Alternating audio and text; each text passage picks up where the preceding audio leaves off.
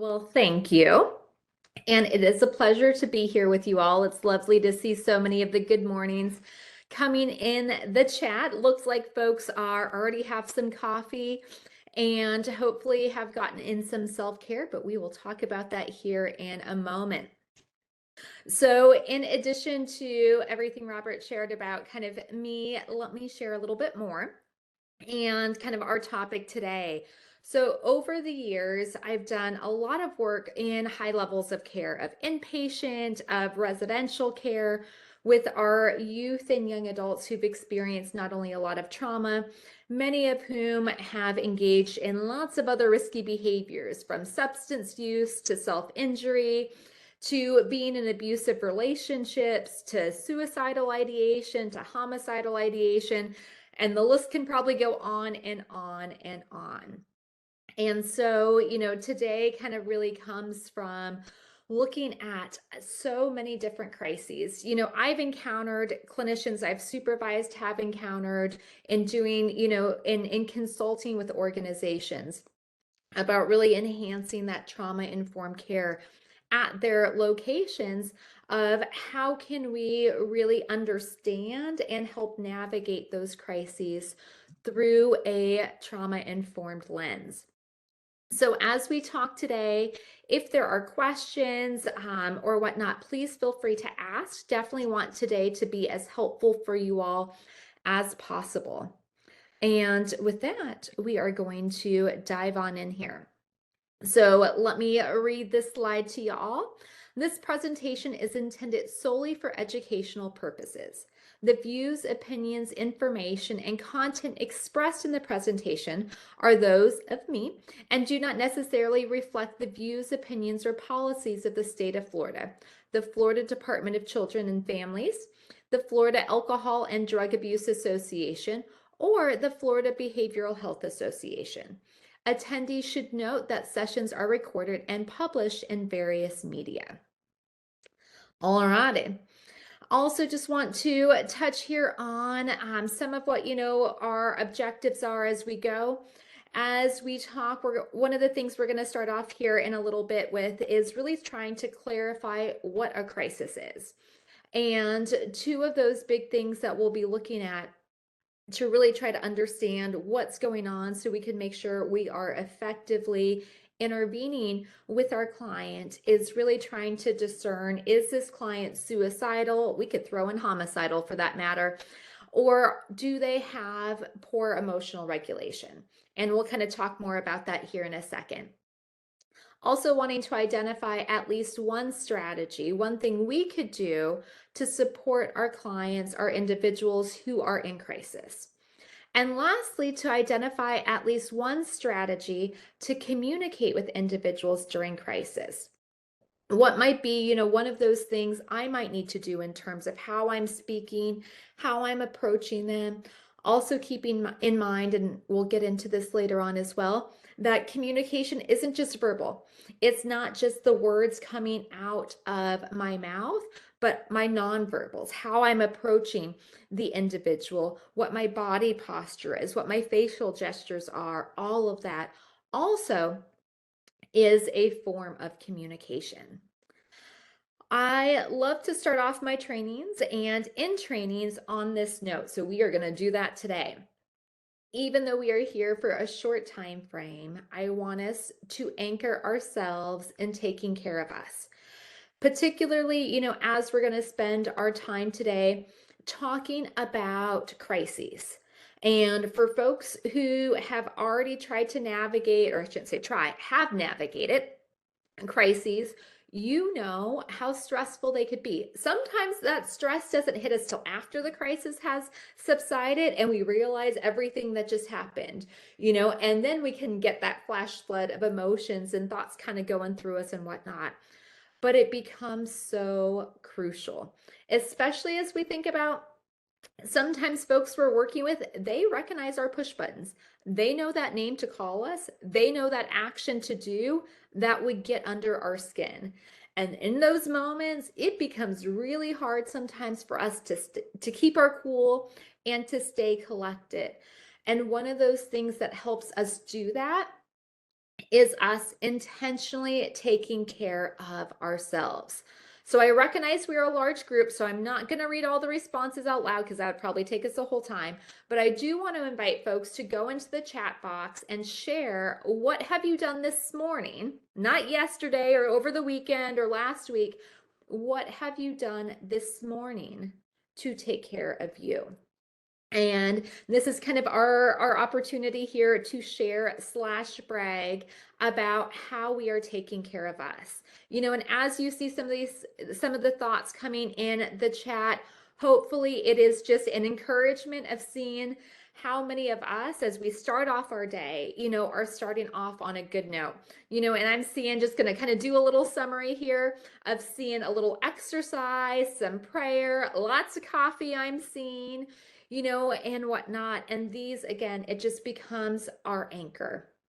And as I have done this work and have worked in, especially in high acuity settings, I have seen wonderful folks in our field lose their cool in the moment because they've neglected taking care of themselves because they were so focused on helping others.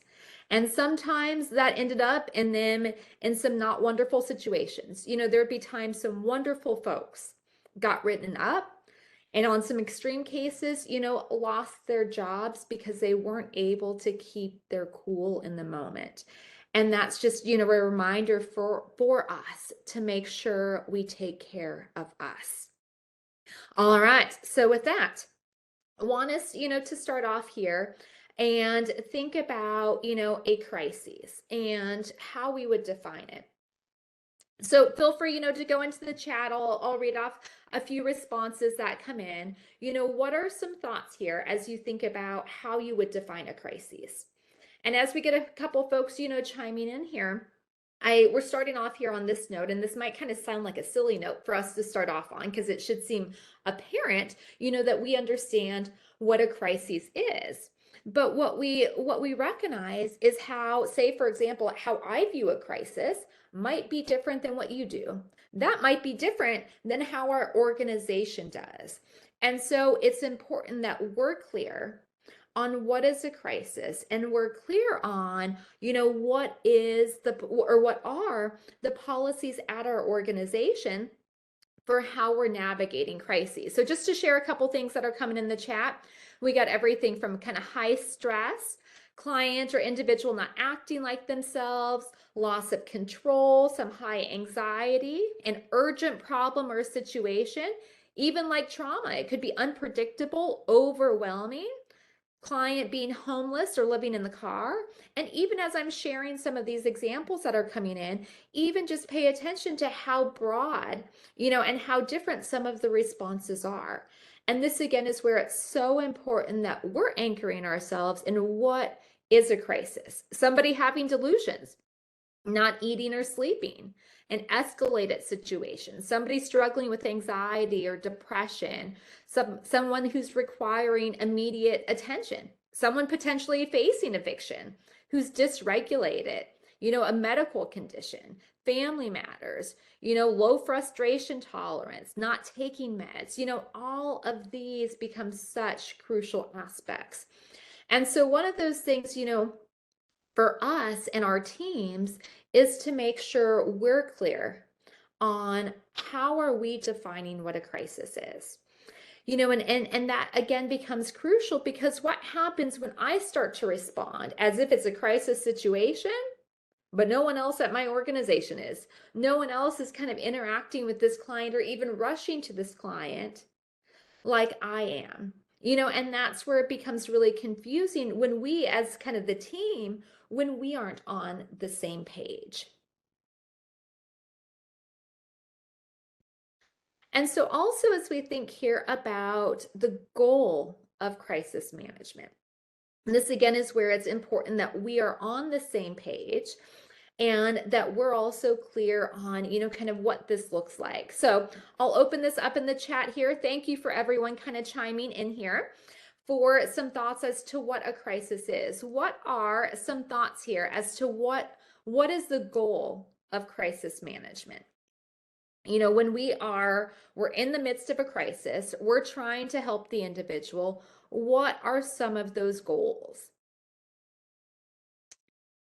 Completing a safety plan, stabilization, solution focused and problem solving, keeping everyone safe, reducing stress, safety, listening, increasing self-perception and awareness of coping strategies, engaging in support of resources, helping to alleviate some of the symptoms that they're struggling with, stabilization, safety planning, seeing a lot of stabilization and safety, helping client feel safe. I love it. De-escalating the situation, meeting immediate needs. Goal could also be to help client to feel like they're safe. Solution, using CFT, some more safety planning, helping them be able to cope and meet basic needs, building resilience for the next crisis, restoring to pre-crisis functioning. We got more safety and stability, learning healthy ways of coping, maintaining safety, building skills, teaching positive coping, relaxation, learning coping, calming the situation, a little bit more some stabilization and de-escalation, addressing the problem, smoothing the rough places, connecting to community resources, helping them address some of their concerns. Again, stabilization, crises. So, so we're seeing some things here with kind of, we want to focus on safety. We want to focus on stabilization, harm reduction. Love it. And this is where it becomes so important, for us again to be on the same page.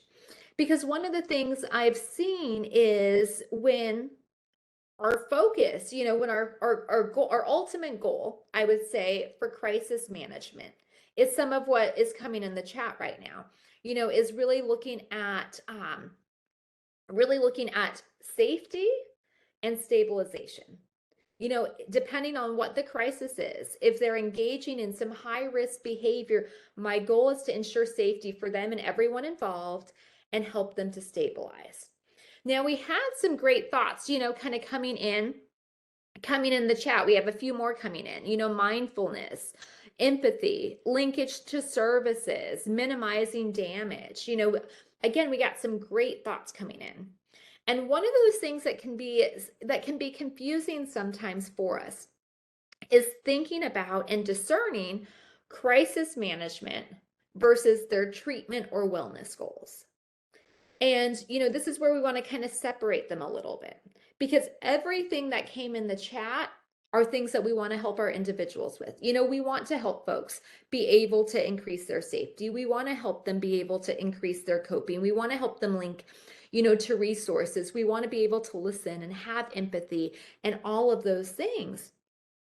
But when we're in the midst of a crisis, we got to kind of almost have like blinders on, so to speak, because our focus, what we want that focus to be on, is really on safety and stability. Some of the other stuff we can address once they've calmed down, once we've kind of restored kind of their functioning, where they're functioning at that pre-crisis level, when they're back at their baseline. And when they're back at that baseline, that's when we could do some of this other stuff that's coming in here in the chat. Let's figure out who we need to link them with. Let's figure out, how we could address coping. Maybe in the midst of the crisis, client said a few choice words to me, or called me a few names, or someone else. Maybe they destroyed some property. Maybe what they did really created some ruptures within relationships, whether it was with me, whether it's with family, with significant other, with friends, other providers, etc.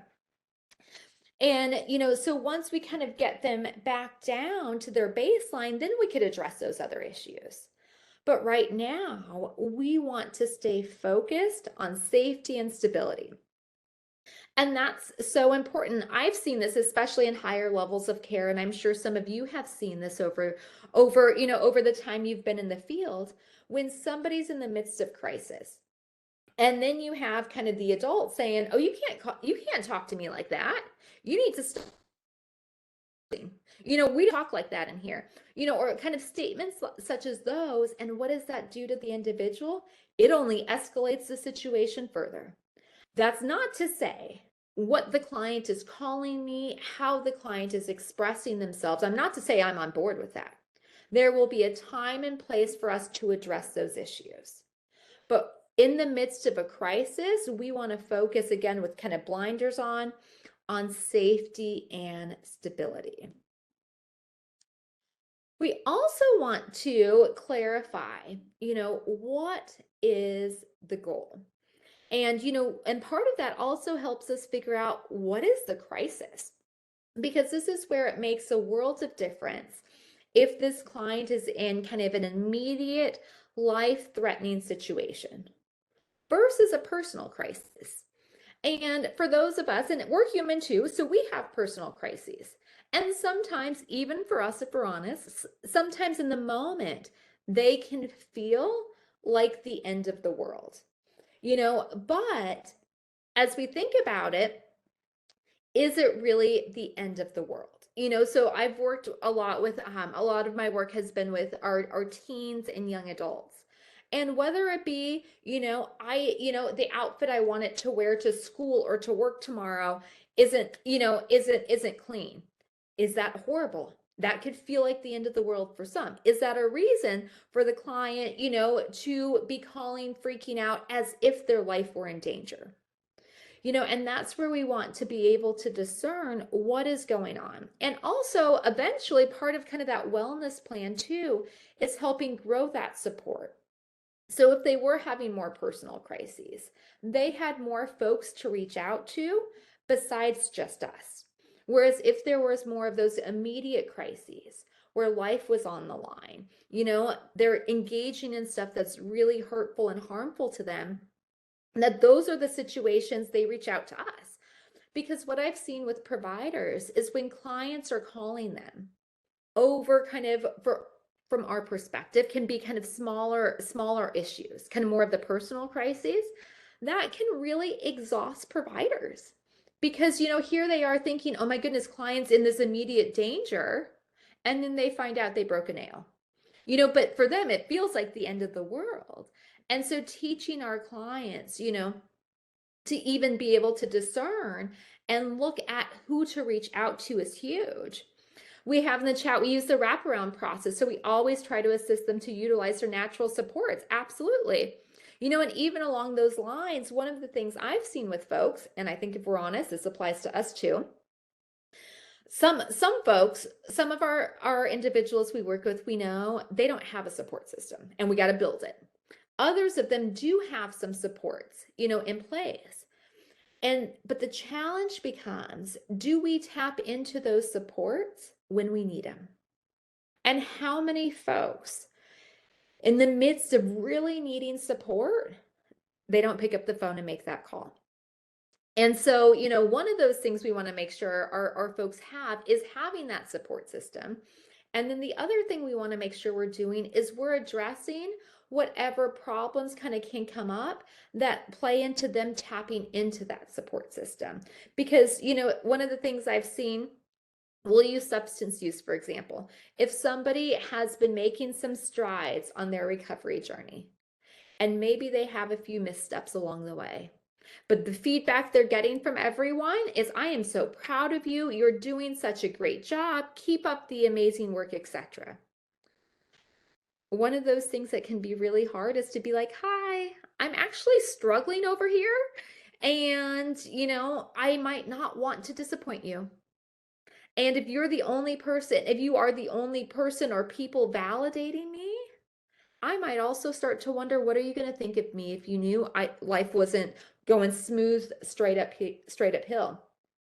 And so, that's where it becomes so, so important that we're not only thinking about support systems, but also then getting into what might be some barriers of reaching out to them. What do you need from them? So when you reach out to them, they're able to support you in the ways you need. Because sometimes we make the mistake of thinking, oh, I know how to support them.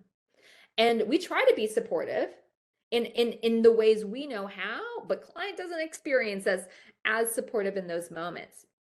Also here in the chat we have, I feel like every session I always stress the supports and resources. Also stress to reach out. And I can even help them to reach out because sometimes pride and fear or confusion can get in the way. Those become some big barriers.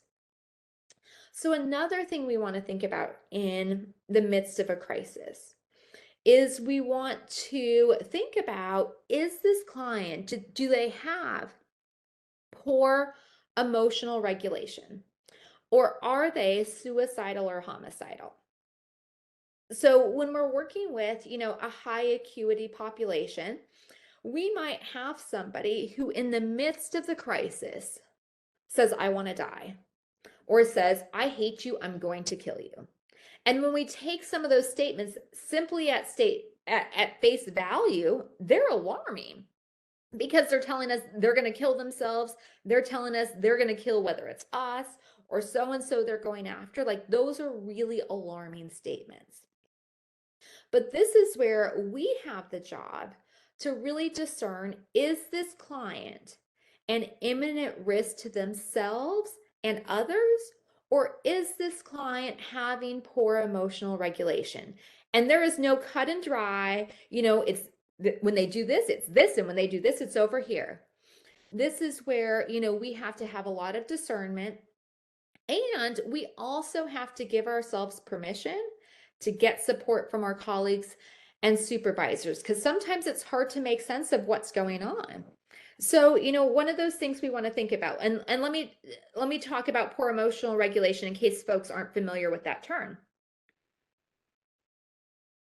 So when we think about somebody who's having difficulty regulating their emotions, and that's oftentimes where we can see, some of the behavioral outbursts. We could see sometimes just the spewing of emotions and whatnot. It feels overwhelming. And as we think about crises, this is where we want to think about and acknowledge when folks are up here, when they're in the midst of their crisis, they're saying some stuff. And I think if we're honest, when we're in the midst of our crises too, sometimes we might say a thing or two that when we come down, we kind of regret doing. And we see this here with our clients. But the mistake happens when clients appear and they're saying, I want to die or I want to kill you. And we take that statement and we're like, oh, client's suicidal. They need to be hospitalized. And what I have seen, especially from working, in inpatient realms and even residential care, is hearing clients straight out say, I'm here because so and so punished me because I went off. I wasn't suicidal. I said that, but I didn't mean it. And so, that's where we have to discern. So one of those things I like to say, and I've always talked to my clinicians about, is we want to take not only what they're saying up here, but we also want to take into account what are they saying when they're down here. So for example, this is where, and again, I don't have to discern this all on my own. I could go to my colleagues, I could go to my supervisor and say, okay, when so-and-so, a couple minutes ago, they were in the midst of a crisis and they said X, Y, and Z, or they were threatening X, Y, and Z. I just checked in with them after we've kind of been able to come down, and they're denying any intent. They're denying those thoughts. I want to make sure I'm covering my bases. Help me figure out what to do. And so that's going to be really important because, again, we want to make sure we're not just taking what folks are saying up here, because everyone's going to be hospitalized if that's what we do. Also, let's see here. We have a couple things coming in the chat. What's the best way to help clients regulate their emotions? And also, I've asked if you want to cease breathing or do you want the pain to stop? So let me address these here briefly. So as we think about how to help our folks regulate our emotions, let me just acknowledge I'm going to give a quick little summary. We could do a whole other training just on that topic. But we want to really think about one, what are the emotions they're struggling with? And what are some, I would say, kind of in a kind of catch-all strategy, so to speak, would be breathing. And breathing is something that, one, we have to do anyways to survive, but being able to take those deep breaths in through our nose holding it for a second and blowing out slowly through our mouths, it literally calms our body, it calms our nervous system pretty quickly, and so one of those things, I would say that's, kind of a great one. That's one I've practiced many times with clients, to help them be able to regulate those emotions in the moment. And we'll kind of get into this a little bit more as we look at different points in crisis, but I'm glad that you're thinking that. I'm glad you're starting to think about, okay, how can we help our client manage and regulate their emotions? And that's also where, kind of this other question that's coming in here in the chat comes into place, as we're hearing clients who make some threats. And I would see this all the time, because I've worked a lot with folks who had a long history of trauma and some mental health issues on top of that, some substance use on top of that. So they had a whole lot going on. And because especially of that early childhood trauma, many of those individuals, whether they were a teenager or adult, hadn't learned to take control of their emotions and manage them. And so they had learned in the heat of the moment, they would say whatever was on the mind. They would threaten whoever it was. And that's where it's important, once we're kind of come down from that crisis, that we are able to discern, is this client a safety risk? Because they were saying some really risky stuff up here. Are they that safety risk? And that's where we could ask, we could do some assessment to see, is this client suicidal? And if not, that's also going to be something that in kind of the more of the treatment and wellness focus, we work with them on. I remember some years ago, I was working with a teen who had a long history of trauma, was constantly getting in incidents and in crises constantly. And we were having a team meeting, and the social worker from child welfare was there. And it was like, this client really needs to stop saying, I'm going to kill myself, when they're in the heat of the moment. And, everyone was in agreement. And the social worker was kind of approaching the team of like, why haven't you gotten them to stop it yet? And so it became a beautiful point of some education for that social worker, of helping that social worker understand why the client does that, how that relates to, all that they've been through in life, and how, that's part of what that client is working on. Because, in reality, had that individual not been, in lock placement, had they been in school, had they been, just walking down the street saying some of that stuff, they probably would have been in an inpatient hospital, because those statements were extremely risky.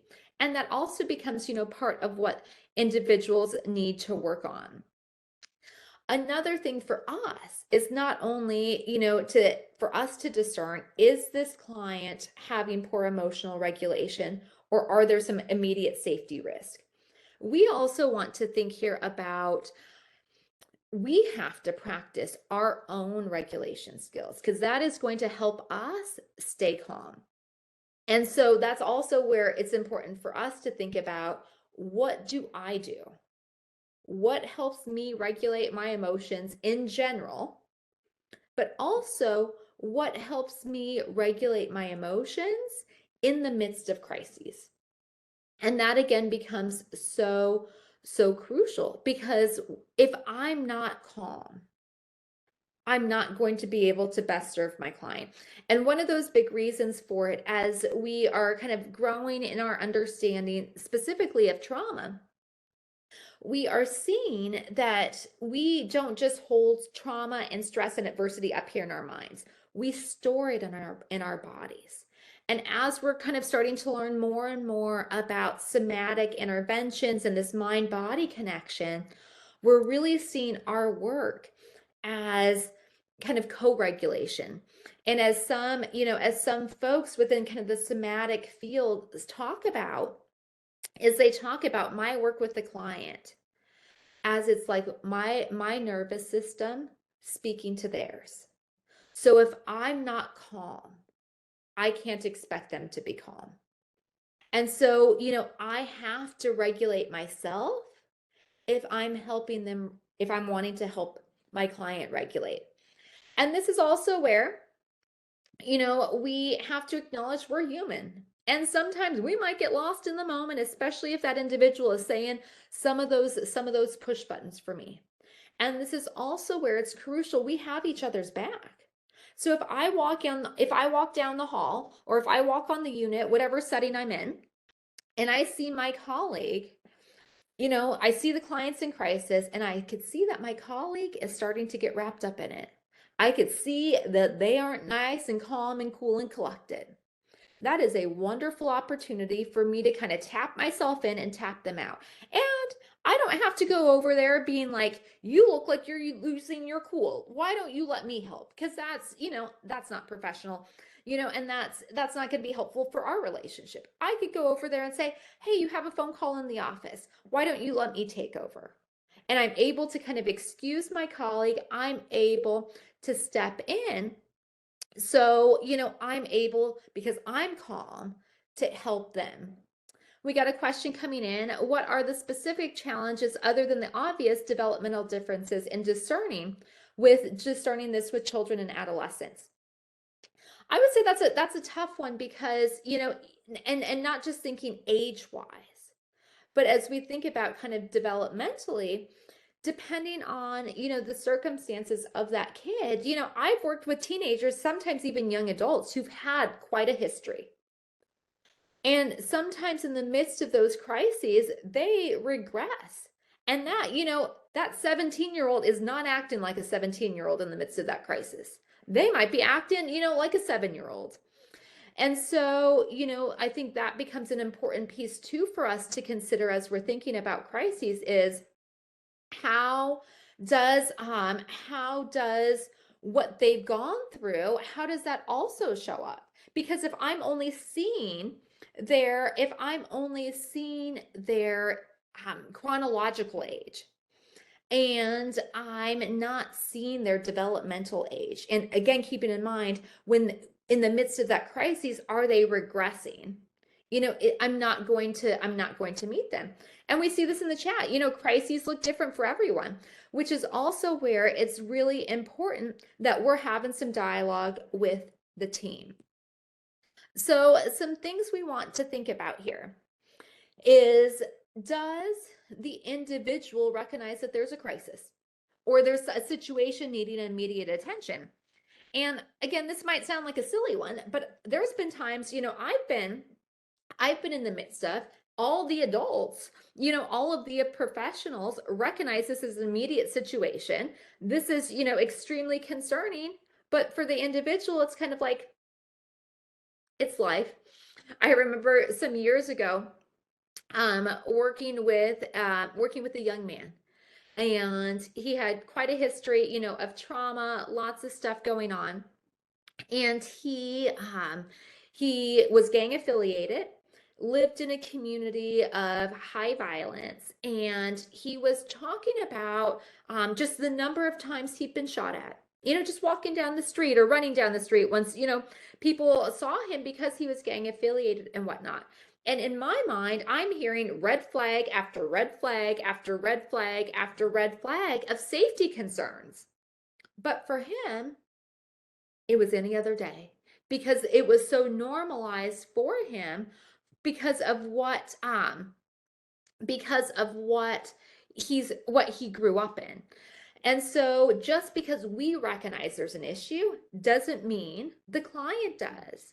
Similarly, I could be working with somebody who's using substances, and maybe even has had some overdose.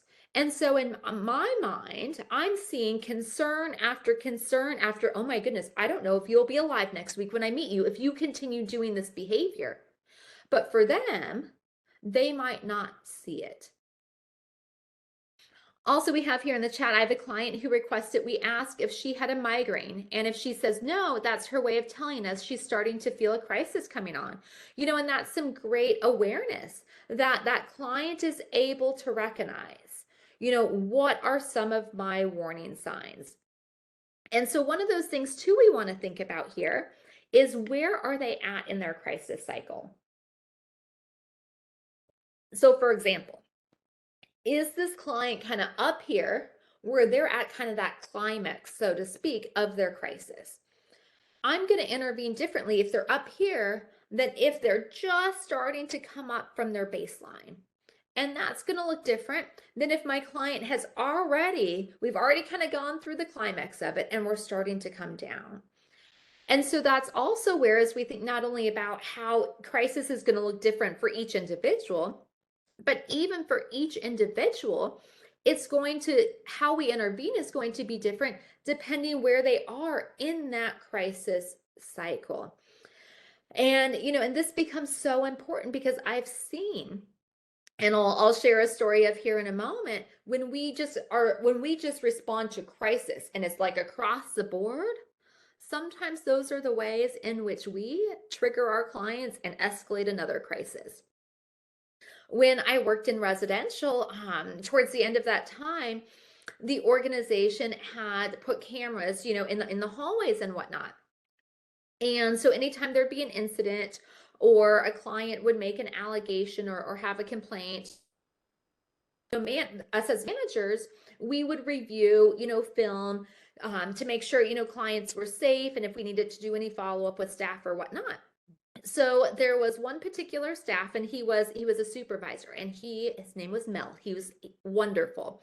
He had such a calming presence, and he, worked on the highest acuity unit and did a phenomenal job. One day, he was off at his unit helping navigate a crisis on another unit. And after, I don't even know how much time he was on that other unit. It was a chunk of time and he was exhausted. And right as that crisis was ending, he got word on the radio. One of the girls on his unit was starting crisis and they needed his assistance. So because that was his understanding, okay, this client's in crisis, and mind you, the client who they were notifying him was on crisis. This was a girl who her crises would last so long. So he was also not only exhausted from just finishing navigating this one, but also kind of dreading how this one was going to go. So you see him in the film kind of come onto the unit almost like guns blazing, like, okay, where's she at, and whatnot, which actually escalated the situation because prior to him stepping on the unit, the staff had been helping her come down.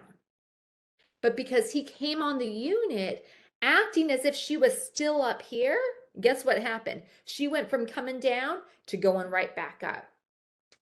And, and so we watched the film with him and you could see it on his face. He was like, I had no idea that is how I came on the unit.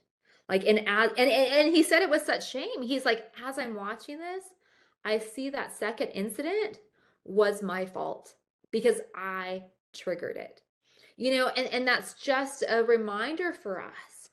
We can't just say crisis and we have this blanket response. We have to discern where are they at in that crisis cycle. So some things we want to consider, and this is where kind of some of that communication and all that becomes so important. What does their baseline look like? So and I say this in recognizing, sometimes this might be someone we're meeting with for the first time. So we don't have a lot of knowledge about what their baseline looks like. We don't know any of that.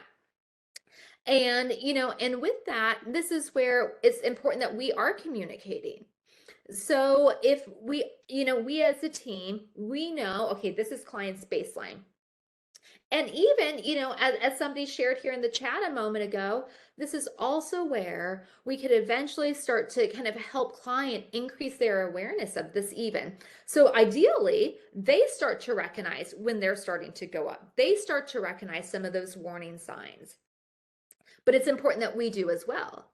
And so, we also want to identify what are some of those problematic behaviors, whether it is substances, whether it's self-injury, whether it's running away, whether it's engaging in risky sex, whether it is suicidal ideation, self-harm, etc., fighting with others, whatever those behaviors are, we want to identify them.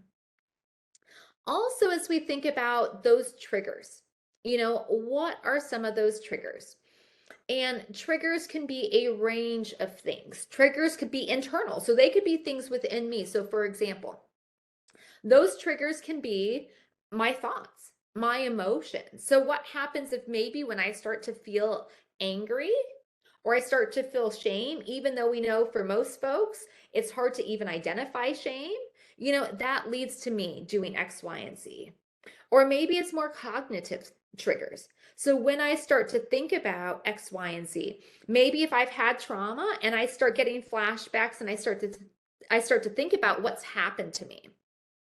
Maybe if I am struggling with low self-worth and low self-esteem, and maybe, I got in trouble, maybe not didn't get in trouble at work, but maybe something didn't go well, and or didn't go as well as I thought it would be.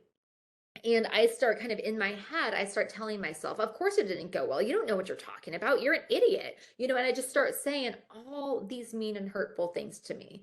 And that then leads to me going off. Maybe those triggers are sensations in our body. Going back to something I mentioned earlier, as we think about how we hold trauma and stress and adversity in our bodies. So sometimes it might be a body sensation that then leads to a client going off. Those triggers can also be external, so they could be outside of me. So those triggers can be maybe something that somebody does. Maybe, if we have somebody who's had trauma, when somebody approaches them in a certain way. If somebody is trying to not use substances and somebody's kind of coming right up at, and shoving it in their face, you want some, why don't you drink this, blah, blah, blah. That could be really hard. So not only kind of in the environment, but also are there some things, other people may say or do. And, we also want to think about, and again, this is also important that we help increase their awareness of with these things as well. What are their individual warning signs? So what does it look like when I get triggered? What does it look like as I start to go from here to here? And that's important because oftentimes, and I'm sure some of you have heard this with folks you worked with, I would hear this all the time. And I would hear from clients, I go from kind of like 0 to 100 in no time. There's no in between from my baseline to me going off. And although that's what they thought, as we started to break down, what are some of those triggers? What are some of those warning signs? We would see from their crisis to their baseline, there was a whole lot of stuff happening. And each one of those things, each one of those triggers, each one of those warning signs we're seeing becomes an opportunity for us, if we're there with them, as well as becomes an opportunity for them to practice the regulation skills, to practice the coping skills, to reach out to their support system to try to prevent them from taking kind of a step up. And some common warning signs. This could be everything from maybe I start to isolate. So say, for example, I'm pretty social, hanging out with family, talking with friends and whatnot. But as some of these triggers start to come, I don't want to do anything. I go and I lock myself in my bedroom and I shut myself off. I stop responding to text messages, to phone calls, and I just shut down.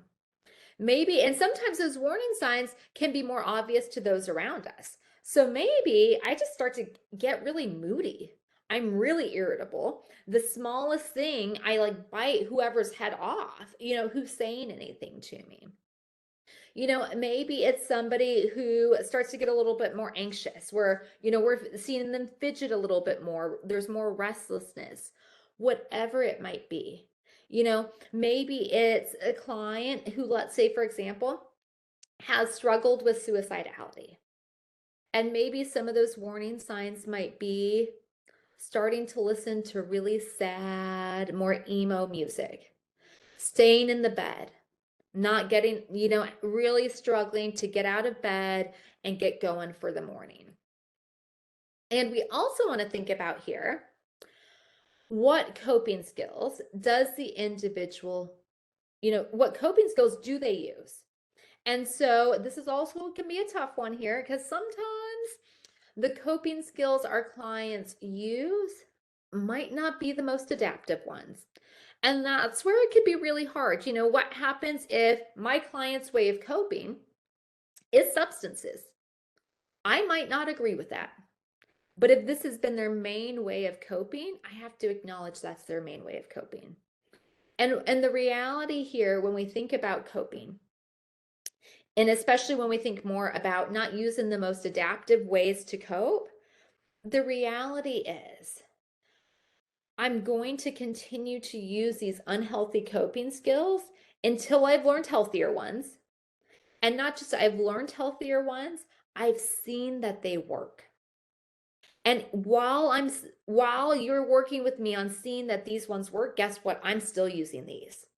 So when we expect the fact that we just did a workshop on coping skills and clients should be using those instead of all these over here, we have unrealistic expectations. It would be lovely if that were life. I have never seen that. You know, and I've never, you know, from colleagues and whatnot, I have never heard them say that. That's what happens with their clients either. You know, they have to see, they have to experience this coping skill helps to get that buy-in to start to use this rather than using what's over here. So we want to have an honest conversation, absent of judgment. What coping skills do they use? Because if I really want to be supportive with them, I don't just want to hear what they think I need to hear. I want to hear the honest truth. So what do they do to cope? And again, I might have to check myself so that I don't come across as being judgmental, or maybe I don't say anything, but I have a couple looks, you know, where I kind of look at them sideways because of what they're saying. This is where we also have to remind ourselves, our clients, our individuals are doing the best they can with the resources they have. We have to build on that. And earlier we talked about a support system. So thinking here about who do they have for a support system? And there's lots of things, you know, to break this one down here when it comes to a support system. One, do they have a support system? Secondly, do they have a support system that is not engaging in those risky behaviors? So for example, if we have a client who all their crises are related to substance use and, you know, them getting into some pretty serious binds because of the substance use. Well, how is that when everyone they hang out with, everyone they would have for support are also using substances all the time? Not only that, they likely are not going to be so supportive of client not using. And so that, you know, becomes a tough one for many of our clients when not only that, but, you know, I've seen it and it's so heartbreaking, you know, to hear clients talk about the only support they have is us. And that's not to discount how wonderful we are, but to acknowledge the fact that that is sad. It is sad when folks we work with only have us, especially the fact that, you know, we are not always available.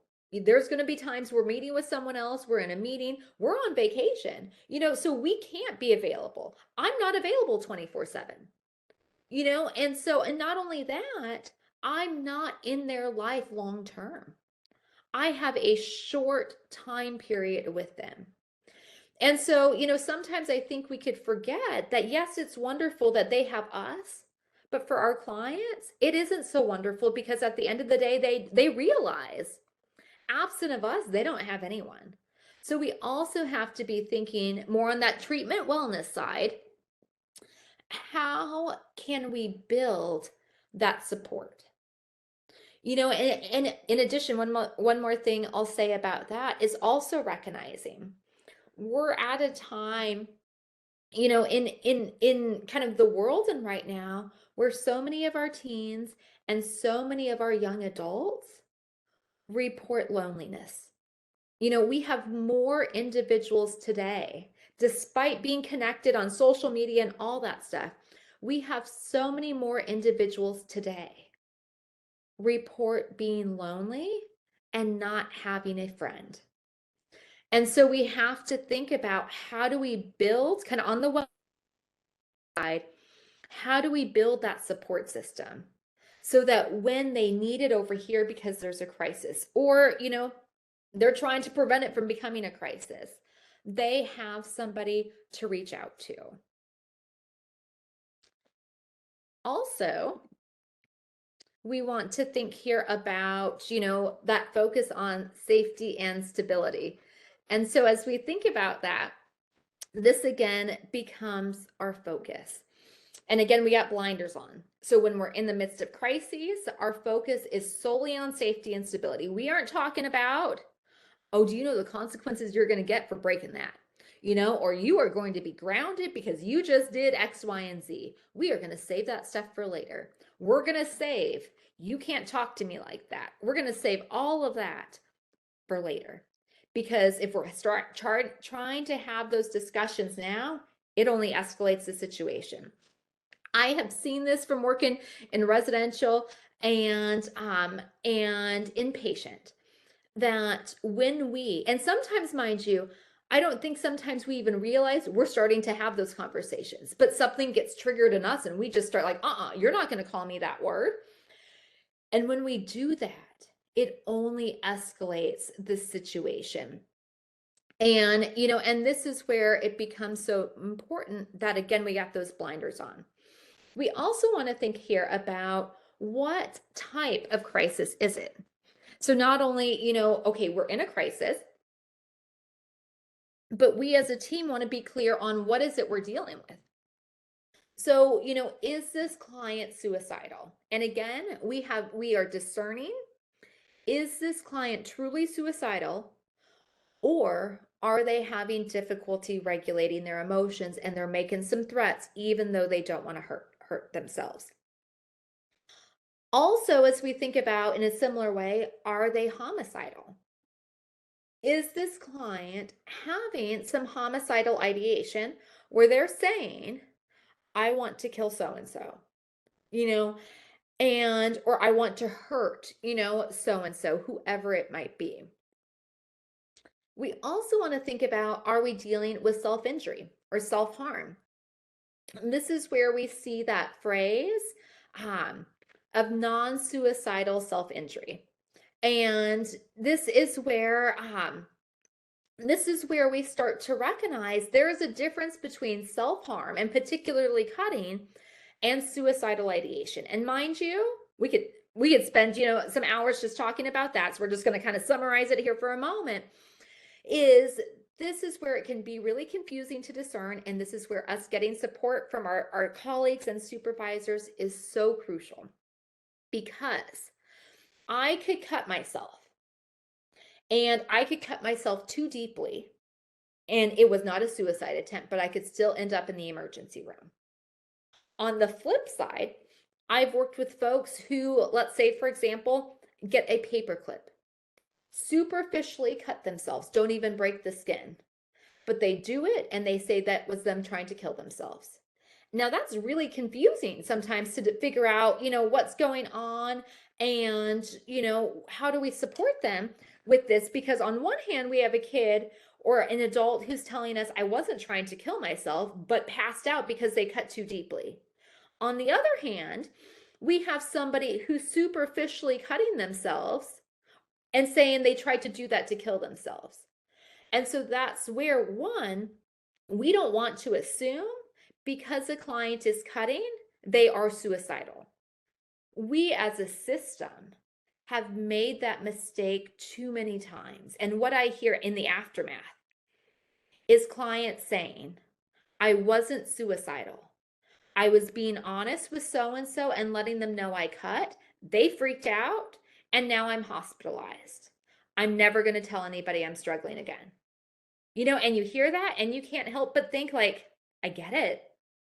Like, I wouldn't want to tell anybody anything either if that provider overreacts when you're straight out saying, I wasn't suicidal.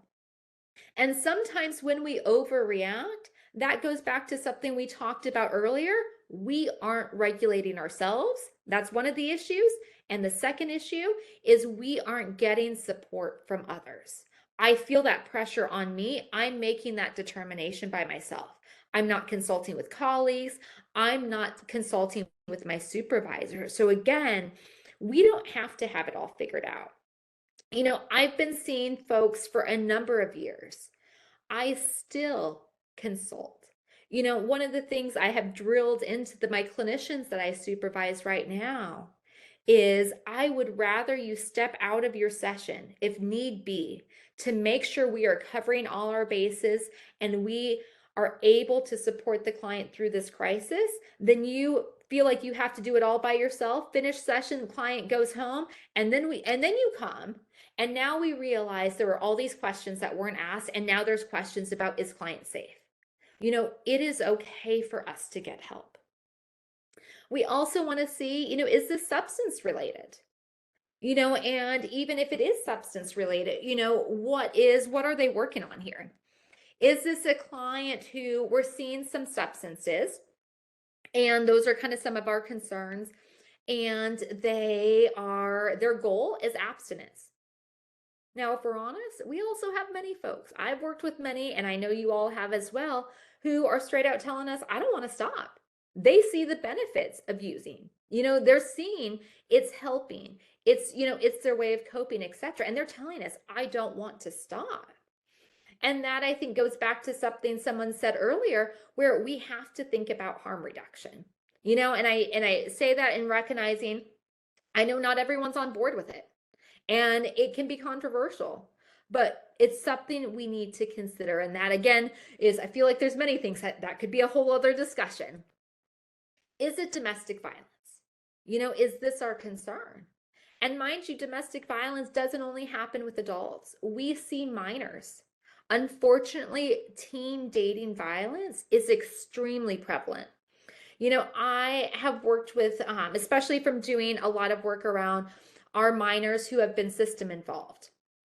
I have worked with minors who, by the time they're in junior high, have already been in a number of abusive relationships. And we're talking junior high. One of my colleagues she's a lived experience expert, and she has, quite a history of trauma. And what was so interesting was listening to her as her daughter has grown, and hearing her talk about, man, when I was this age that her daughter is, my daughter had already been through, or I had already been through this and this and this and this type of abuse. And her just seeing, like, it's just crazy to me to see that hasn't happened to my daughter. And so we see it here. And even as we think about domestic violence, there again, kind of what I was in a similar way to what I was talking about with substance use. Just because somebody is using substances doesn't mean they are on board to stop. And in a similar way, just because I'm in an abusive relationship doesn't mean I'm ready to leave it, which can be confusing and frustrating and all of that for us as providers when we care and when we worry about the folks we're working with. And so for that client, maybe that goal for them and what they want is to leave the relationship. Maybe where they're at in terms of where they're at in their stages of change is they aren't ready to leave yet. They don't see anything wrong with the relationship. We also have, in the chat, even going back here to substance use, sometimes we could also see some psychosis related to it. Absolutely. I've worked with folks using substances and and they've had substance-induced psychosis. So we absolutely could see that. Sometimes we even have folks, who are in the midst of crisis as a result of their psychosis. Also in the chat, we have a saying is, every therapist needs a therapist. Absolutely. You know, one of the things I appreciate about my graduate program was the fact that us getting therapy, it was mandatory. It was like, if you were going to see clients, you need to go see someone. And I greatly appreciate that. And over the years, as I supervise clinicians, that has been something I've talked to them about. Like, if your program didn't, I really want to encourage you too. So you see what it's like sitting on this side. Another type of crisis that we could see is sexual assault. Unfortunately, we see that. And I also want to highlight here that with sexual assault, we hear it oftentimes talked about with girls and women, and we know it happens to them. But they are not the only group it happens to. And because of some of the shame and stigma that could go along with others, in helping, it can be hard to reach out. Even just to share, some years ago, I was working with a man in his 20s. He was a college student, and he was a big guy. He was, muscularly, he was built, he was tall, he was probably about 6'5". Like he was tall, he was big, and he recognized that. And he talked about how this should not, and he was assaulted, and he said, this should not have happened to me. Look at me. When I go out, all of my friends who are girls, they hang out with me because they know nothing is going to happen to them when they're near me. How did this happen to me? And so, there can be, again, a variety of crises. We have a question here in the chat. How prevalent is misdiagnosis of mental health in relation to substance-induced psychosis? So one, I would say, depending on the populations that we work with, but especially where I have seen a lot of misdiagnoses has been in understanding trauma. I actually do another training specifically looking at the misdiagnosis of trauma, because we see how it can show up with everything from bipolar disorder to schizophrenia, ADHD, conduct disorder, so many things. We can miss the trauma that's there, and in alignment with that, many times, we can have difficulty, really understanding some of those diagnoses. And I would say, what I've seen is that is where us who are in that position, to put down a diagnosis, sometimes we need to get a little bit more support with that. And that is okay if we do, because as I meet with a client, I need to discern what those symptoms are that I'm seeing, and I need to be able to justify why I'm diagnosing my client with this and not with this. And I can't just take the laundry list of diagnoses my client came in with. And so, that becomes, such a big one. And want to just open it up here as well. What are some of the other types of crises you all are seeing with clients, in addition to kind of the ones we've just been talking about here?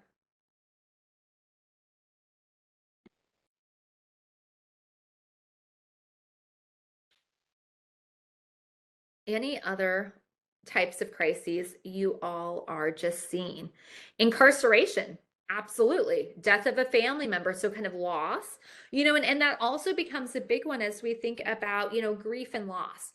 It has amazed me, particularly as I've done work with our system-involved youth and families, how many of them have lost individuals. Sometimes it's just a laundry list, and it's like, you are so young. Like, how could you have lost so many people already? And Liz, I see your question. I'm going to type in here my website, so you could get some information there for some of the stuff that I do. Let's see, social media, absolutely. And even social media also makes me think of bullying, and bullying doesn't just happen with our minors. We also see that with our adults.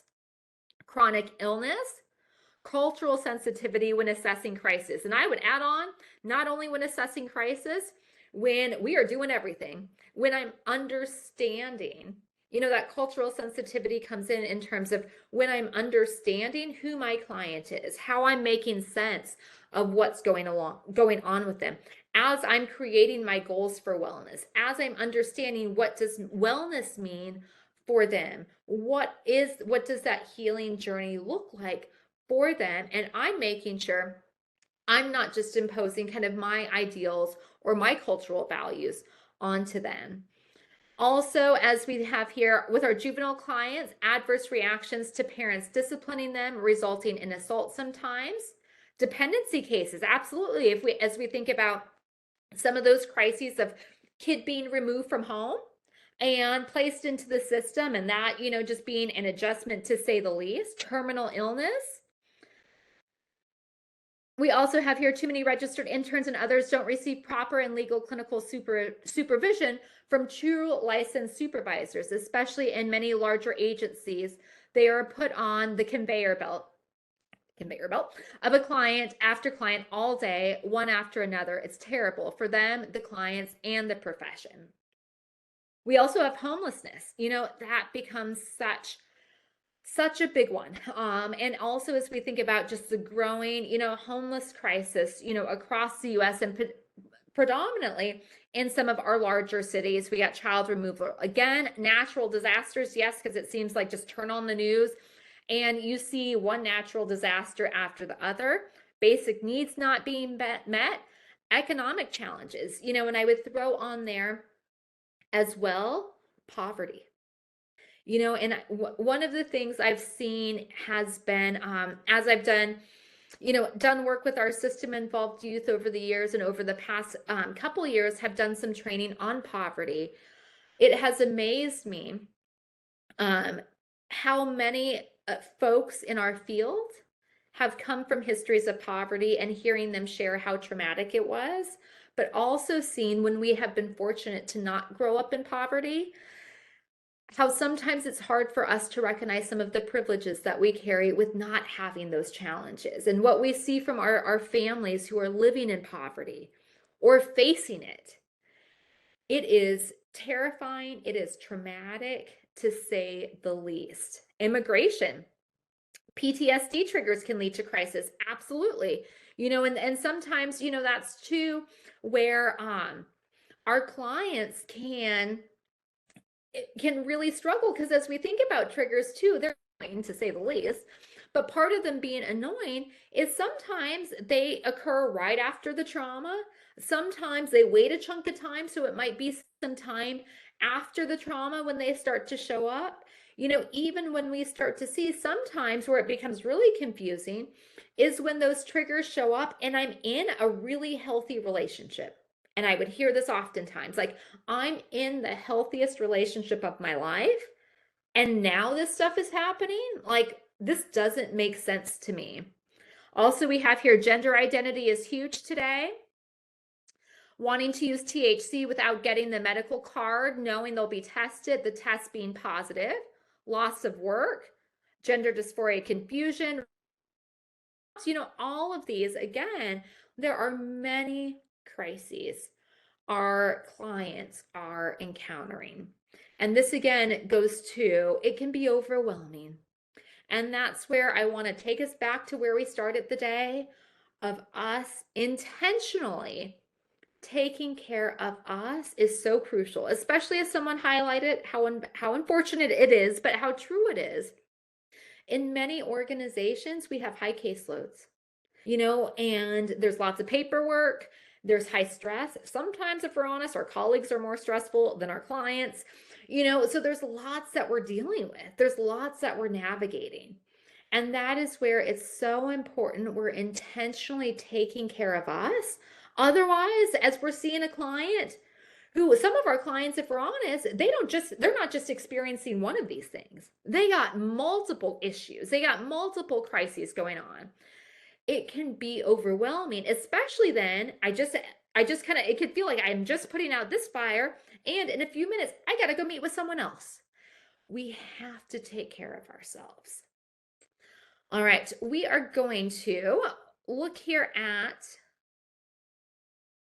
a video here that's going to highlight communication during crises. And it's really just a reminder for us as we think about how we speak, what we're saying, those nonverbals. And, we'll kind of talk a little bit more with it after watching it. So enjoy. Hi there. This brief video is going to describe simple calming and de-escalation strategies. When people are escalated, it often comes from a sense of threat or fear. Even if the threat is not real at the time, their past experiences with people in the world may have wired their brains to expect harm or danger. When we as humans perceive threat or are otherwise incredibly stressed or angry or scared, we activate our survival brain. This more primitive part of our brain has only one job: to keep us safe. It doesn't care about reason or logic. In fact, the thinking parts of our brain turn off and we act mostly on instincts. These instincts include reading nonverbal cues from our environment. Those nonverbal cues are actually more important than verbal cues or what people say to us. So when people are escalated, at their core, they want control. We give them control over their own safety and decisions.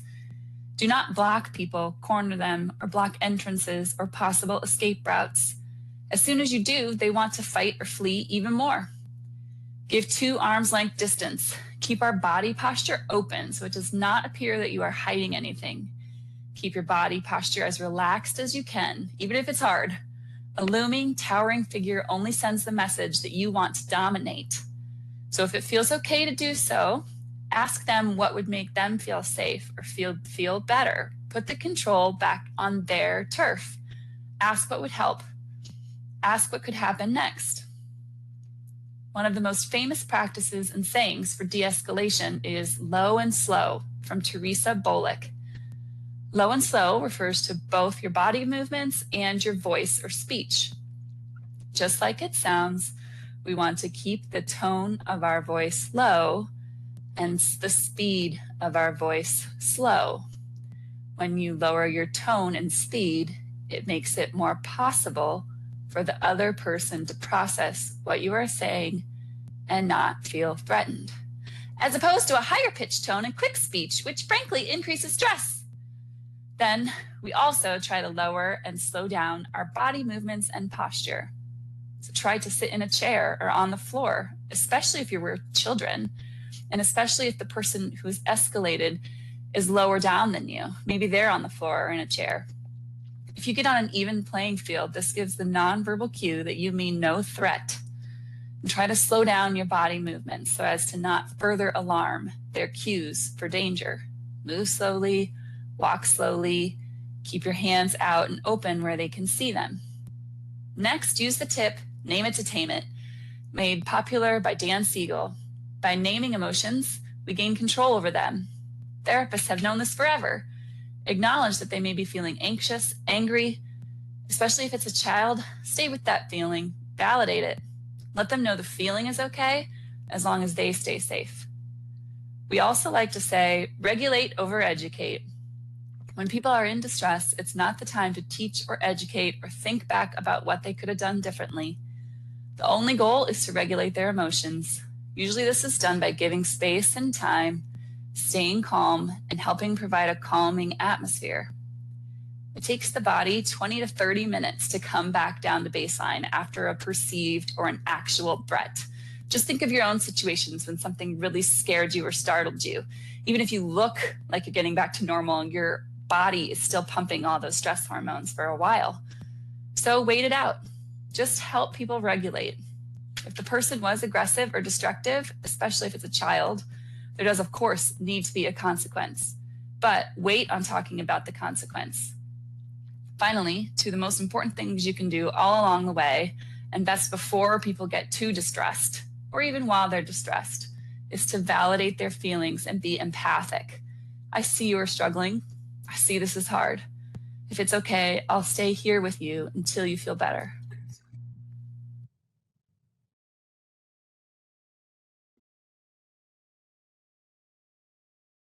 I love that video because I think it is some reminders that kind of we know or we've heard. We've heard along the way, but sometimes we just need some of those reminders.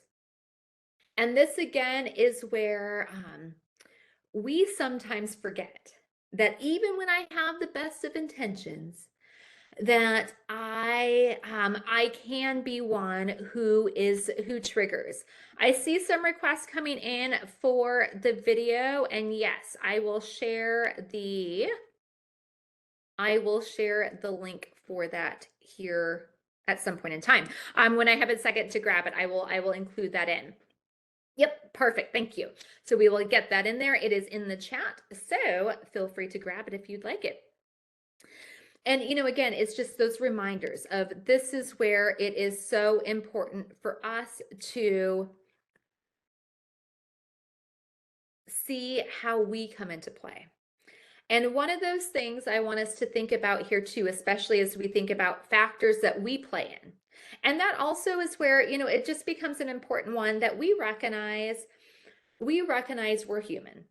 And we recognize that when a client is in crisis, yes, it is them, and they are the ones doing or saying whatever it is. But I also have to understand how influential I am. And there might be things I can do or say that ideally are going to help them calm and regulate. But I also have to acknowledge there are things that I could do or say that could actually help escalate the situation. Before we get into kind of this piece here, one of the things I wanted to share that reminded me as I was listening to that video was I want to kind of go back to a lot of adversity and trauma our clients and even their parents, because sometimes if we're working with a minor, sometimes it's the parents who can be a little more challenging to work with. And that is as we have to really keep in mind that trauma and adversity they've experienced as we think about that trauma stress response and how that shows up, because that trauma stress response shows up not only in the face of trauma, it shows up then, but it also shows up when I perceive a threat. So I could be in a situation, and I know I've seen this many times with folks, and I'm sure some of you have as well. We're all, kind of fine, it's normal. None of us are kind of responding, and client responds as if it is the end of the world because something is getting triggered in them and it's kind of stirring stuff up in them. And then we're seeing, whatever behavior comes about as a result of it. So just keeping that in mind too, as we understand crises, that for some of our clients, given the lives that they lived and what they have experienced, it is not only when they are in an actual situation where there's danger, but also in those situations where they perceive it. So getting back to us here. So, and again, just thinking about how we speak, how our nonverbals, all of those play into how we could help manage a crisis situation. And one of those things that is really important, and I know I found really helpful, is being able to figure out what can I tell myself in the heat of the moment to help me stay calm? Because I'm human and there are things a client can do or a client could say or a client can call me that would get under my skin. And as you hear me say that, I challenge you to think about, do you know the answer to what those are for you? What is that thing a client would do? What is that name that if you were to be called it, you would have a hard time holding your tongue? Or if a client were to say that to you. We all have triggers. We all have push buttons to say, and I like to say, if we say we don't, we're not human. We have push buttons. We have to know what they are, because when I recognize what they are, then I could do this here. And so I want us to think about, what do I tell myself? If you already have that statement, or if you don't, what could you tell yourself in the heat of the moment to stay calm? And as we're thinking about this, we're not talking about a long paragraph. We're talking about a short, simple phrase or statement I could say in my head to help me regulate. So I want to invite folks to go into the chat and share, what is that statement you tell yourself to help you stay calm? And if you are someone who's like, I don't know that statement about me, As I share some of these, and I'll share, what I tell myself as well, feel free to borrow some of them. So for me, sometimes I would just tell myself, just breathe, and just as that reminder to calm my body. And, I would tell myself some of what I'm seeing here in the chat. These feelings are temporary. Be responsible, able to respond. It's not about me. Quit taking it personal. This too shall pass. This is not about me. This is only a moment in time. This too shall pass. We've got this. We can figure it out. It's not personal. Just breathe. Mo Larry the cheese. Take a deep breath and say, this shall pass. This too shall pass. This behavior is not about me. Don't take it personal. Breathe. Breathe. It's only temporary. It's not personable. Will I be mad about this in 10 years? Does it really matter? I'm not in danger. Breathe. Don't take it personal. They don't know me. Walk it off. It's okay. God is around me and in me. It's not about me. This is not about me. Everything will be fine. Stay calm. They will calm. Normalize. The patient needs help. You are not doing your job. I tell myself, they do not under my job take it personal. Grace. Inhale peace, exhale worry. What can you control? Not today. It's not about me. Really. I love grace, empathy, and empathy. It's not that serious. Through love and kindness have I drawn thee. Deep breathing, remembering it's not personal. For me, it's been something much more personal. Moving from another country, I always remind myself of my immigration status I could lose if I allow negative reactions. Don't lose respect for the client because they are there, or you're there to help, not an argument. Sense of humor helps. Remembering why you're there. It's not about me. I also recite certain parts of the Serenity Prayer as it relates to the moment, reminding myself God's in charge. Now that I've had self-control myself, it's been a lot about the actions of others being out of control. Relax, relax. I'm here to help. Some wonderful statements. Thank you all for sharing. And this again are those statements where we say to ourselves to remind ourselves, I need to stay calm. I need to regulate, because as I mentioned earlier, when we understand this kind of more somatically, my nervous system is speaking to their nervous system. If I'm not calm and regulated, there is no way I could expect them to be. It kind of reminds me, we see this, it reminds me of my nephew, but I've seen this with clients too. One day, my nephew, who's on the spectrum, my sister had gotten after him about something. I don't remember what it was. And they were starting to get into a little argument about it. And my nephew ended up running to my grandma, or my mom, his grandma, and telling on my sister. And he said, mom's yelling at me to be calm, but she's not calm. And this is exactly that. My sister couldn't help my nephew calm because she was getting escalated because of what was going on between the two of them. And my nephew, as smart as he was, he understood that. Like, how are you going to tell me to calm down and you're not calm? And we see that with clients and their parents, all the time. Also, to go through the coping mechanisms, reminding yourself of what you have and what you can do. Having a Snickers even, love it. All right, so now we're going to get into after a crisis, and think about debriefing a crisis. So what are some thoughts here? Why do we debrief a crisis? And so feel free to chime in. What are some thoughts as to why we debrief a crisis? Because when we don't understand that why, how I've seen us view it is this is just another piece of paper when I already got all this other paperwork to do and there's no point to it. And it just seems like it's just some wasted thing that management is telling us we have to do, and I don't really see a point. All right, so we got some things coming in, mostly to explore what happened, how the client responded, and what they could do differently. Cohesion, explore the trigger. prevent further harm, to learn from it, to learn, and to better or do differently next time, gaining insight, learning from the crisis, insight again, realization of what happened, and prevention for the future. Now calm, we can look back and learn from it. Mindfulness, acknowledging the emotion and understanding the trigger. Identify what went well and what needs improvement.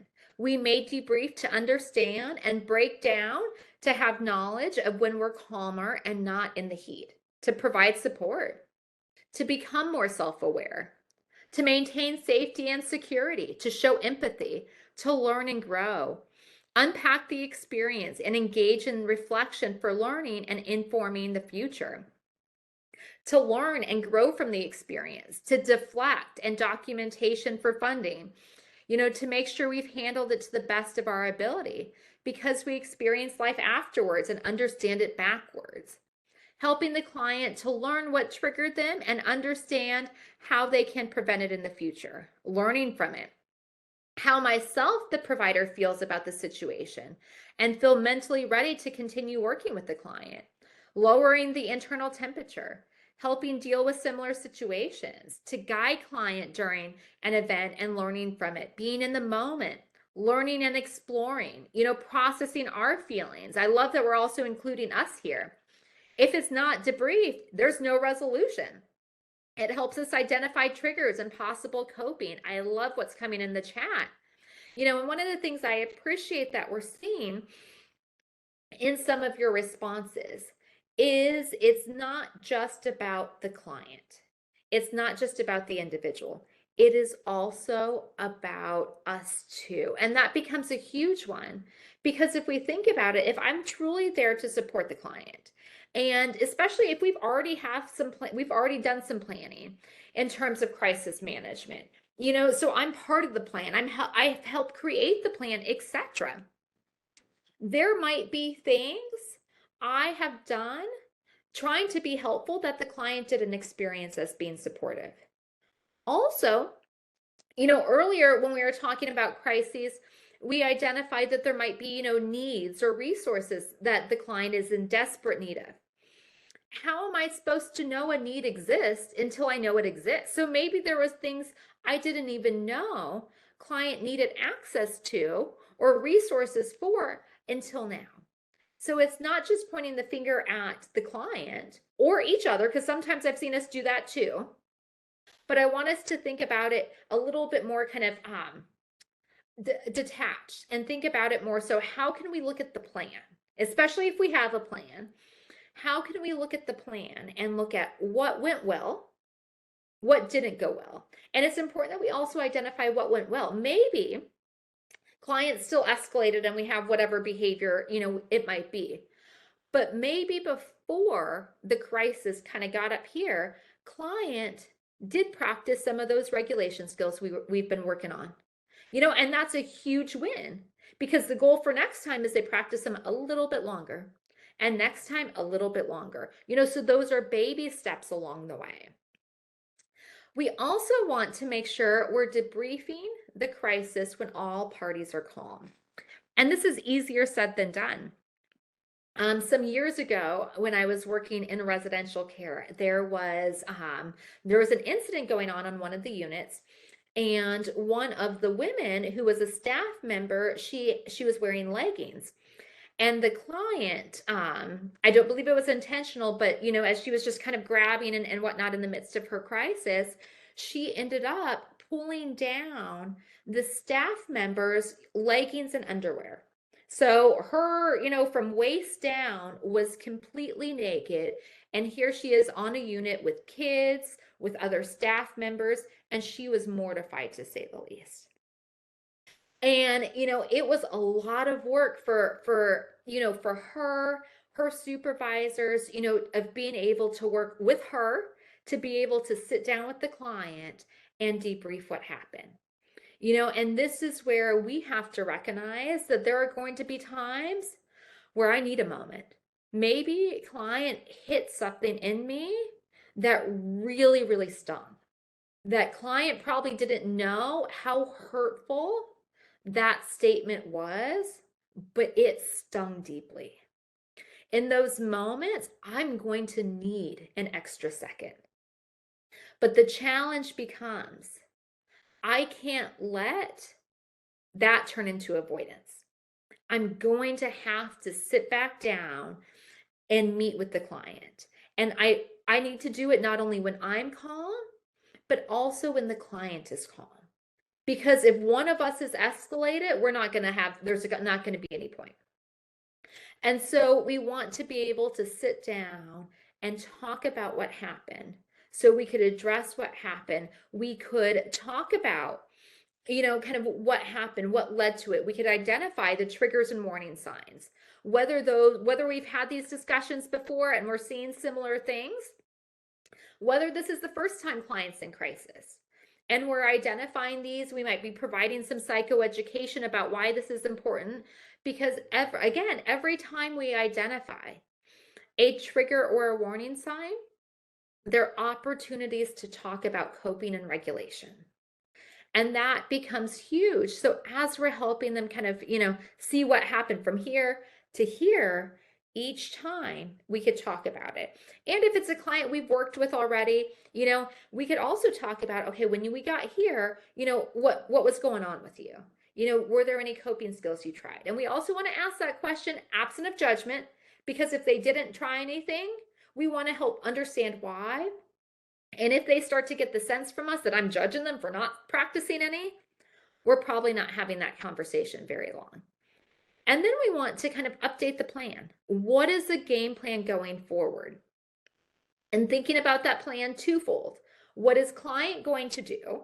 And client should really, especially as we start thinking about what is the game plan going forward, this is where we should hear client having the active voice. We should be hearing more from them than us speaking, because it is their life at the end of the day. They have to have buy-in. But we're also that second part. How can we support them in the same way, in a different way, whatever that might be? Because the more we debrief crises, and yes, it's taking a little extra time, it helps us understand the why. What led to this crisis? So we could try to prevent it going forward. And this is also where it's really important for us to have conversation and dialogue with each other on the team, so we all are aware of what is going on. All right, so we're going to spend a little time here talking about some safety assessments. So thinking about given our client in crisis, and especially when we start to see some particularly worrisome behaviors, of thinking about what are some things for us to consider. So starting off here with homicidal ideation, or somebody making threats to hurt others. Some things we want to think about here. Is there an identifiable victim? So there's, a difference between me saying, I am going to kill so-and-so, versus me saying, I just want to beat up whoever I see next. Those are different statements. And we also want to think about, what is the threat? And not only, what is the threat in terms of, is it kind of vague? Are they specifically saying, like, I plan to go get a gun and I plan to shoot so-and-so? That's pretty direct. We know exactly what they have. Once we do hear what the threat is, do they have access to it? And this too is especially when we start to get into some more serious issues like this.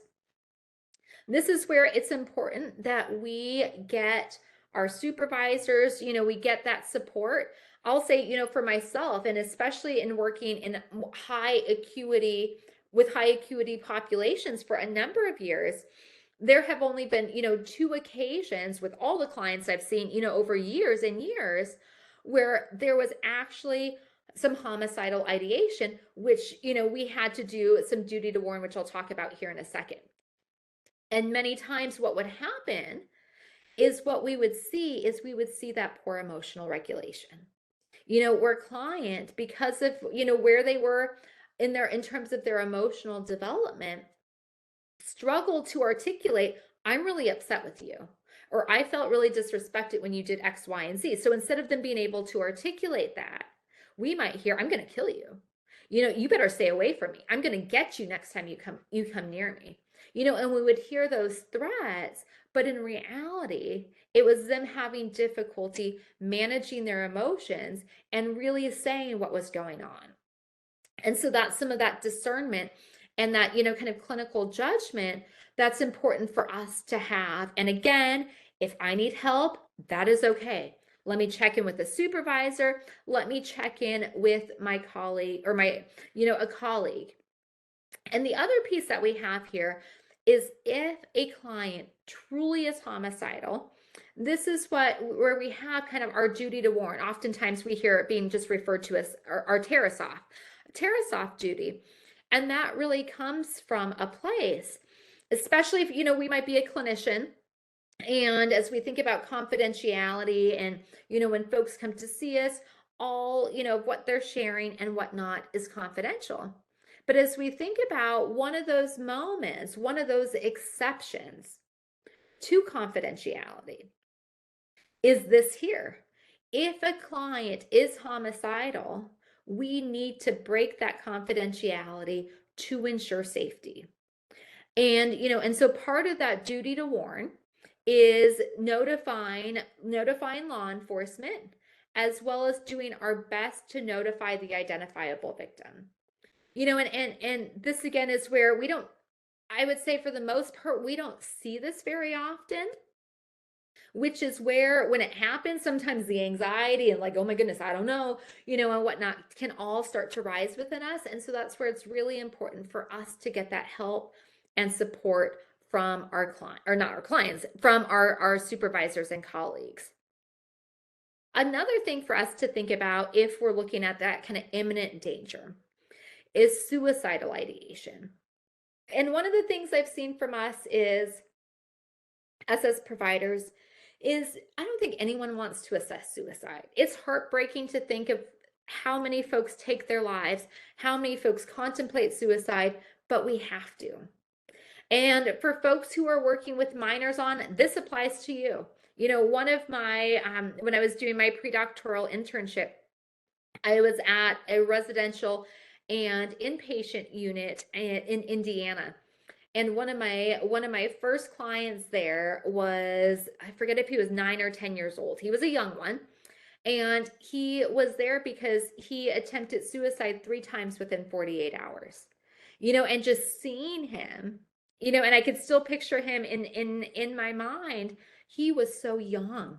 He was so little. Like, it was just so heartbreaking to think, what is going on in your life that you tried to take your life 3 times in the past 48 hours. But we have to acknowledge folks of all ages, not just adults, struggle with thoughts of suicide. And if you are not comfortable, and not that anyone necessarily is comfortable, but if you are not confident in asking clients about suicidality and whether or not they have thoughts of wanting to harm themselves and thoughts of wanting to kill themselves, I really want to encourage you to role play. Get with a colleague, get with a supervisor, and practice asking some of those questions. So when you do need to ask a client, you feel confident asking. Because what I see, if I'm asking a client, do you have thoughts of wanting to kill yourself? And I'm kind of asking in a nervous way, like, oh my goodness, I hope my client says no. I'm not showing a lot of confidence that if you say, yes, I got you, and we got you, we're going to support you. Sometimes that client in that example is going to say no because they can see I'm like praying to God that they say no. As we think about thoughts of wanting to kill themselves, this again is where we want to discern, is this client suicidal, or does this client have difficulty regulating their emotions? We want to kind of discern what is going on. And as a reminder, we don't want to take just what they say when they're up here in crisis. We want to take what they say as well once they've come back down. We also want to consider here, is the ideation, is it more active or is it more passive? So for example, is the client having those thoughts of I want to die? Is the client having thoughts more of like, I am just exhausted. I just want to go to sleep and not wake up. Those are important for us to discern. Also in the chat, we have someone using the Columbia Suicide Severity Rating Scale, a great scale, and it absolutely helps, asking those important questions, discerning, what we need to do. So a great resource there for sure. And also as we even think about, kind of those thoughts of suicide, how much are they on their mind? I've had clients where they've thought about it, it is on their mind every waking moment. I've had other folks talk about it's kind of more fleeting. The thoughts kind of come and go. I've heard folks say, well, after I got in an argument with so and so, then I thought about it, but I haven't thought about it since that argument. So it varies. If a client does have thoughts of suicide, do they have a plan? And this is where it ranges. I've heard folks say, I would, whether it was, I would hang myself. I would jump off a bridge, or whatever it was. I've heard folks say they've had backup plans. Well, I would do this, and if that didn't work, I would try this, and I would do this. This is also where it's helpful, for us to think about, do we know a little bit about their history? Have they had a history of suicidality where, say, for example, they've had some suicide attempts before, and let's say every attempt has been an overdose. Well, there's a good chance that, them having some thoughts right now that attempt is going to be an overdose given what it has throughout. We also have a few things here in the chat. Plan, means, and access. Absolutely. Because I could say I'm going to do something, but I would have no idea where to get it. So that's going to be different than me knowing, when I get home, I have access to it. Also, you have to have the thought of, if you don't ask, how will you? Can you help them? Absolutely. I love kind of that mindset. If I don't ask, how am I supposed to support you? Also, is there intent? Because somebody can have a plan, somebody, can have the means, but do they have the intent to hurt themselves? I've heard folks, I've worked with folks who have attempted suicide, sometimes once, sometimes multiple times. I've worked with folks who have had suicidal ideation. It didn't go further than that. I've worked with folks who've even thought about how they might do it, but had no intent. Two of the biggest reasons I've heard that kind of play into protective factors, but two of the biggest reasons I've heard from clients as to why they would not do it is their faith and family, and like, I would not do that to my family. Those have been two of the reasons folks have had some thoughts, even had a plan, but said, there's no way I would do it.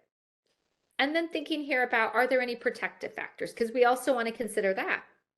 Because if I hear, for example, not only faith, family, friends, are they connected? Are they engaged in a community? Also thinking about, are they future oriented? Because if I hear them talking about, okay, well, I'm planning this for Christmas break, or, we're going to go here next summer and whatnot. Well, for client to be talking about next summer kind of implies that they're going to be here next summer. Are we seeing a sense of hope? Do they have things to look forward to? So as we think here about some safety plans and some things we want to consider, thinking about, we want to complete one anytime we have somebody engaging in unsafe behaviors. And again, we looked at a variety of things that could be self-injury, that could be substance use. We also have, needing to complete something like this when somebody's in an abusive relationship, whether they're in it and they want to stay in it, whether they're in it and wanting out of it, or maybe they recently left it. Because we also know in the midst of leaving and having just left can be extremely dangerous times. Suicidality and homicidality, kind of like what we were talking about. And also, and I think we really miss this one, is anytime somebody has been discharged from a psychiatric hospital. Because one would assume, well, you wouldn't be hospitalized if you weren't safe. I've met with folks after, being hospitalized, and doing a safety assessment then with them, and clients still endorsing suicidal ideation. And it's just like, how did you discharge? And sometimes they'll say, oh, I lied. I lied to the psychiatrist, told them I wasn't having the thoughts anymore, and they discharged me. I didn't like the food, and it's just like they know what some of our clients who've been in and out of hospitals, they know what to say. So we don't want to make that assumption. You're coming from a high level of care and you're good. So we want to make sure not only we're doing a safety assessment, but also that we're creating a plan for safety, because that, you being hospitalized, you literally having your rights being taken away from you, that's a huge disruption. That's a huge concern in terms of safety, crises, and whatnot. So we want to make sure we have a plan. How are we supporting you going forward? We want to make sure we are regularly reviewing and updating it as needed. Now, where this could get overwhelming is if client has lots of us on a team and every person is kind of has their own plan and updating their own plan, and we're not talking together. I've seen that when kids just throw the plans away when they leave the office because it's overwhelming. So what we need to do is we need to make sure we are talking to each other, so that way, one of us is is updating, other folks are getting the updates. If when so and so meets with client, maybe there's another update there. Again, it's getting shared with us. We also want to stay focused. When we're doing safety planning, we want to focus on safety. We want to save the wellness and treatment goals for that. And we also want to think about both physical and emotional safety. Going back to earlier, how we were talking about kind of that trauma stress response, and how for some of the individuals we work with, when they get triggered, when they perceive danger, so much can get going in them. Sometimes that can lead to a crisis. So we don't just want to consider physical safety, but also that felt sense of safety. What does that look like to increase how, feeling safe in whatever environment it might be? Some questions that are also important for us to consider, is what is the plan for? We need to make sure we kind of have our focus on what is the safety plan for. Is it to protect client from harming themselves? Is it to protect them from harming someone else? Is it that they're in a dangerous situation and they're needing out? Have they left the person abusing them and they're needing to stay away from it? Is it that it's substance use? Is it that they're running away? Is it self-harm? Whatever it is, we want to hone in on what is it. And also keep in mind sometimes too, in the course of our work, sometimes we see new safety concerns emerging. So we want to make sure we're updating the safety plan as those new concerns are emerging.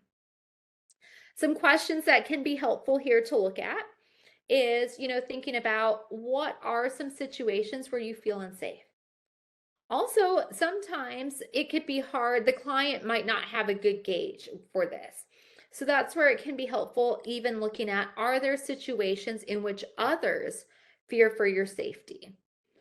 Or what are you most worried so-and-so might do if we're looking at an abusive relationship?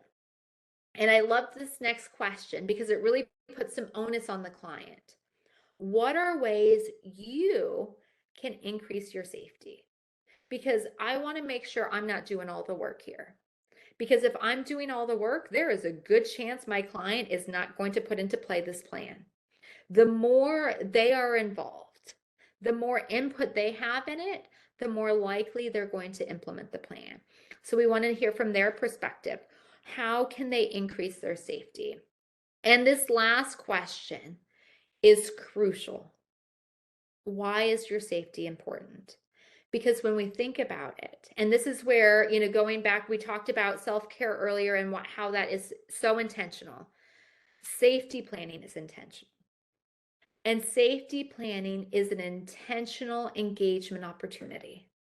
Because when we think about it, if you're doing a safety plan with me, and if I don't value my life, probably not going to do what you're telling me to do. I have to value me. So I need to think as the provider, How am I conveying to them? We're putting the safety plan together because you are an important and worthy human being. And I care about you, and you deserve safety just as much as I do. They have to have some buy-in for why they're important. All right. So with that, just want to quickly go through some resources, and not an all-inclusive list of resources by any means, that are important to, be aware of. Some crisis lines, knowing some of those local emergency rooms, shelters, hotlines and whatnot. Also some resources, specific here, for you all. But with that, as we're starting to wrap up here in the next few minutes, just want to open it up if there are any questions on anything that we have covered.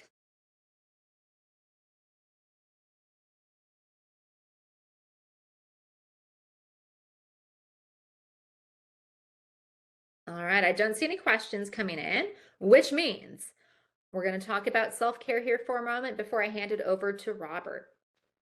So this is where, again, we started our day and we are ending our day. Well, granted, the day is not done, but our time together. It is so important that we are intentionally taking care of ourselves. I recognize our work days are not done. There is more work, waiting for us when we get off this webinar. And I really want to encourage you, before you jump into the phone call, the email, the meeting, whatever it is, that you take a moment to do something for you. Because again, for us to help our clients navigate crises, for us to pour into our clients in the ways in which we want to, we have to be taking care of ourselves. So with that, just want to thank you all for chiming in, for joining. And for those who've chimed in through the chat, thank you all. And with that, I will hand it over to Robert to talk through kind of all the fun closing logistics.